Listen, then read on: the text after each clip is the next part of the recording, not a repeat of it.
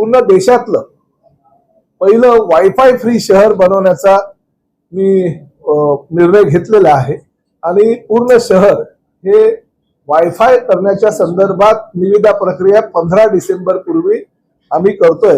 म्हणजे पुढल्या आठवड्यामध्ये त्याचा यूआय करतोय. काही आमच्या मोठ्या मोठ्या कंपन्यांनी असं सांगितलं की बाबा आम्हाला तुम्ही शहर जे इन्फ्रास्ट्रक्चर आहे महापालिकेचं ते द्यावं, आम्ही 23 तास काही चार्ज लोकांकडे घेऊ तर 1 तास फ्री देऊ. तर काही अजूनही मोठ्या मोठ्या ज्या कंपन्या आहेत त्या कंपन्यांचं इन्फ्रास्ट्रक्चर शहरात आहे तर त्यांच्या काही अजून त्या लोकांनी सांगितलेलं की आम्ही सुद्धा काही सुविधा शहरासाठी द्यायला तयार आहोत, तर आम्हालाही त्यामध्ये भाग घेता यावा. म्हणून आम्ही निविदा प्रक्रिया जी आहे ती आता पुढल्या आठवड्यामध्ये म्हणजे 14 तारीख 15 तारखेच्या आत आम्ही निविदा प्रक्रिया करतोय, जेणेकरून पूर्ण मीरा भाईंदर शहर हे वायफाय फ्री होईल.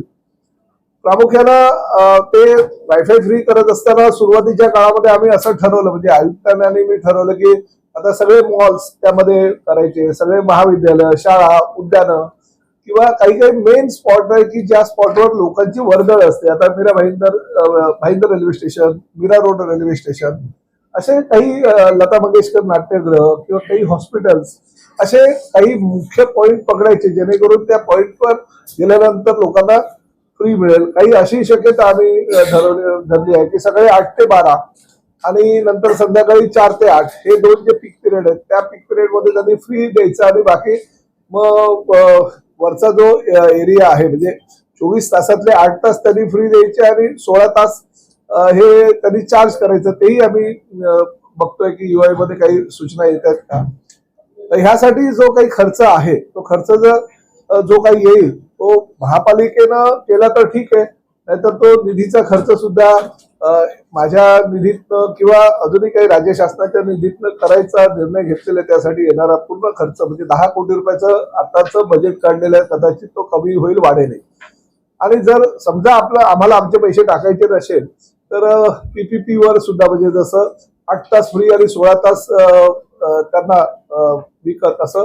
परंतु निर्णय हा झालेला आहे की हे देशातलं पहिलं मीरा भाईंदर शहर वायफाय फ्री शहर होणार आहे. आजारीकरण आता बघितलं पॉट टॅक्सीचा ह्या 3 शहरांमध्ये आम्ही निर्णय घेतलेला आहे शासनानं. माननीय मुख्यमंत्री, माननीय उपमुख्यमंत्री आणि मी स्वतः पाठपुरावा करतोय. पहिल्या टप्प्यामध्ये राज्यातलं 4 शहर घेण्याचा निर्णय झालेला आहे. त्यातली पहिलं वर्क ऑर्डर आम्ही पॉट टॅक्सी करण्यासंदर्भात मुंबईला बीकेसी मध्ये पॉट टॅक्सी चालू करतोय.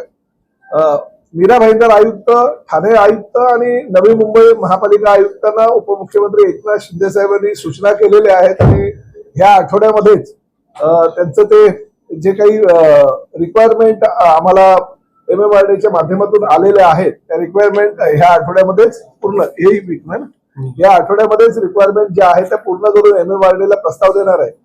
पॉट टॅक्सीचं नियंत्रण पूर्णतः MMRDAच्या माध्यमातून करणार आहे. महापालिका स्तरावर इन्फ्रास्ट्रक्चरसाठी जी काही मदत लागेल ती सगळी मदत या पॉट टॅक्सीसाठी MMRDAला म्हणजे जसं आता MMRDAला करणार आहे. म्हणजे जसं आता मेट्रो चालू असताना मेट्रोच्या कामासाठी महापालिकेचं त्यांना सहकार्य असतं, तशाच पद्धतीचं सहकार्य पॉट टॅक्सीच्या माध्यमातून होईल.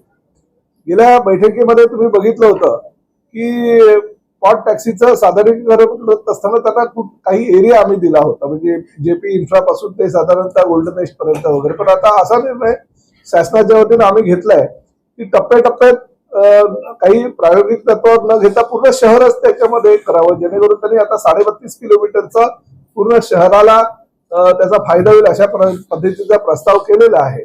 आणि तो प्रस्ताव त्यांनी आता सादरीकरण त्याचं केलेलं आहे MMRDAला आणि सादरीकरण केलेलं असल्या कारणानं आता भले 13 किलोमीटरचा पहिला टप्पा परंतु टोटल शहरच आम्ही त्यामध्ये घेतलेलं असल्या कारणानं पुढे भविष्यामध्ये त्यांना परत काही परवानगी घ्यायची गरज लागणार नाही. MMRDAच्या माध्यमातून त्याची निविदा प्रक्रिया सुद्धा लवकरात लवकर सुरुवात करणार आहोत.